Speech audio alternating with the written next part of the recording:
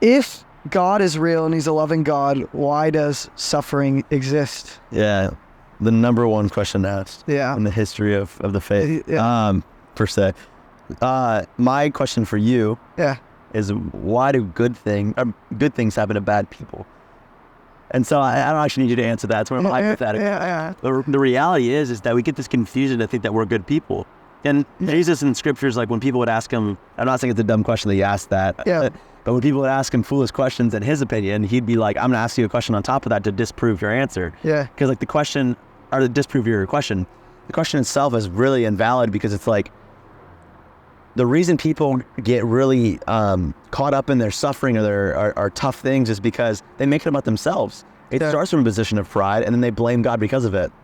It's like when people do this. Like, I'm praying for my mom who's struggling with stage 4 cancer, but the second she gets healed, I'm going to stop praying. It's like people don't pray because they love God. People pray because they want an answer, and it's transactional, just like Catholics go and they pay to pray to a priest or pay to God. That's not right. It's transactional. There's conditions. So that question will not even be questioned anymore, because the reality is God is perfectly just. He's perfectly filled with joy, and he's actually perfectly has wrath, like, and it's a just wrath. And while we don't understand the full reality of what his wrath looks like until the day of judgment, we do understand that every time that something bad or harmful, quote unquote, happens, when the person that has happened to, or God has allowed it to happen to, responds in a way of submission, like, God, I'm going to learn something from this, they always do learn something. They're always taught a lesson. So this is my thing. It's a win-win, because either you learn a lesson, or you I don't know, just gain more insight and wisdom. So there's really no loss in it, because you can either learn from your own pain or someone else's pain. And so many people want to struggle with them by themselves and then blame God. The reality is God's given you people to talk to, himself, but also other people. And that was a really perspective-based answer. Yeah, very perspective. And I actually have never heard an answer like that. And I watched a lot of apologetics on this. So that was really interesting. And I 100% agree with you.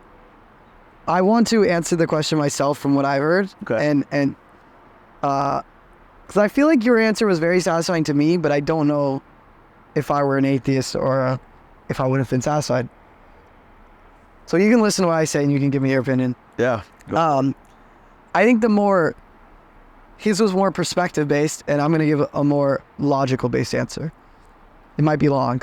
The first thing is that so a lot of you ask this question in the perspective of God is a loving God. Well, what is love? You have to understand what is love. And love is a decision, in the sense that, let's say I'm pursuing a girl and she doesn't like me. Let's say she doesn't like me. We're friends. She puts me in the friend zone.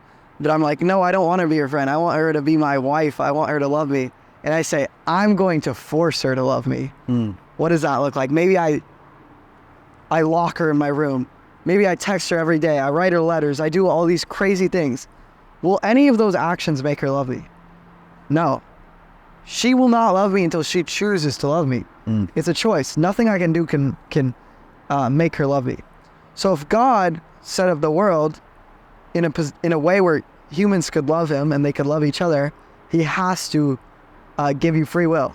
Because if he just hit a button and said, everyone will love me forever, well, that is no longer love, because you've taken the choice out of it. So that's the first thing you have to understand.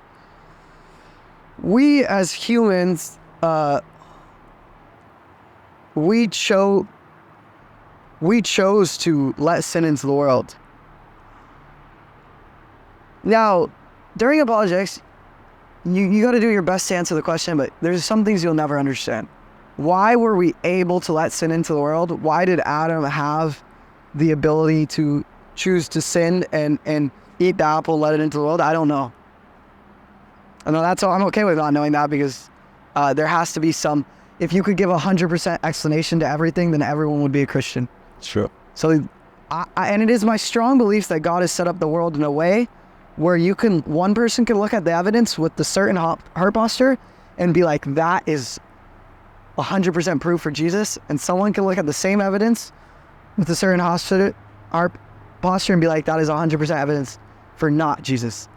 And so I think God set up the world where, like he said in Jeremiah 29:13, you will seek me and find me and seek me with all your heart. But anyways, you cannot have love without free will. So God gave us free will. Therefore, we have the ability to love. And because we have free will, people can choose to do evil things. And that is why I think evil is allowed in the world and suffering is allowed in the world, because God did not, I don't think necessarily that God brings suffering on anyone. I think that that suffering is brought on by humans doing evil things because he loves us so much that he gave us the free will to choose our existence. And I also think, elaborating on that question into a different question of heaven or hell, people go, well, if God's a good God, why can anyone go to hell? Because I'm a loving person, and supposedly I'm less loving than God, but I wouldn't send anyone to hell, so how could God send anyone to hell? Well, again, that comes to how do you define hell? Do you just define hell as this horrible place where you get tortured and it's miserable? Yes, that's also how I define it. But hell is the absence of a relationship with God. And again, going back to free will, you have the choice. God loves you so much that he, just like I'm not going to force that girl to be here because it's not going to make them love me, God's not going to force you to spend eternity with him. Yeah. Heaven is spending eternity with God, and hell is spending eternity without God. And while it is synonymous with this horrible place of suffering and fire and pain, it is also synonymous with the existence without a relationship with God, and you're choosing that. And it's actually a loving act that God gives you the ability to choose to spend eternity without him. I don't know if that's satisfying to you guys, but that's my answer. What did you think about what I just said? No, I loved how you broke it down between free will and this reality of where we experience God and how we experience like this relationship with him that is more authentic, and that results in a choice of actually loving someone.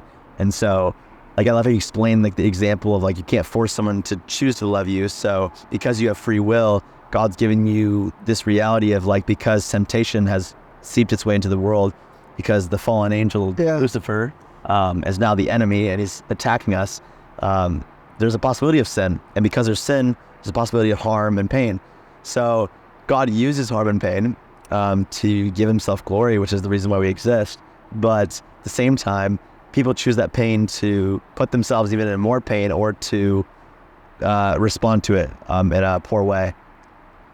There's two things I want to say about that. Romans 8:28 says, and we know that in all things, keyword all things, God works for the good of those who love him, who have been called according to his purpose. It is my belief that God does not make bad things happen to you. My brother is a very bad alcoholic. But when I think about an alcoholic, there's a lot of previous alcoholics, previous drug addicts, previous suicide victims who are in the church now, who have great joy, and they use their story to help people. I don't think God is up there like, you're going to be an alcoholic for 10 years so that you can save people. But I think after you're at the end of your alcoholism, which was the choice you made, that if you go, God, I love you, I want to live according to your purpose, that, like it says in Romans 8:28, God will use all things, including the bad things that you did. Because now that you have submitted yourself to him, now that you love him, he will say, all right, those 10 years as an alcoholic that feel that they should be ridden with shame, that you wish you could erase from your past, that's going to be the story that I'm going to use to save other people in your life. And I think that's good, like going off your perspective thing of, I don't think God is, I think there is times where God will make things happen to you to teach you a lesson, but I also think that we make decisions that lead to bad things in our lives, and once you submit to God, he will use that again for good. Another thing you said is, that was a really interesting perspective thing, is you said, why do good things happen to bad people? And so sometimes people will ask, well, maybe not suffering, maybe not heaven or hell, but why does evil exist? And when people ask this question, they go, why are there rapists? Why are there murderers? Why is there any evil? It says, does God not have the ability to get rid of evil? Of course God has the ability to get rid of evil. He created the heavens and the earth. He has the ability to do whatever. Why does he not get rid of evil? Well, when people ask that question, they're always thinking about everyone else. They never think about themselves. If you've ever done anything evil, which I have, Blake has, everyone ever has, well, if God wanted to get rid of all evil, he might start with you. He might have to wipe you from existence and wipe people from existence. Because we are the creators of evil in some sense. And so God can't get rid of all evil without getting rid of people.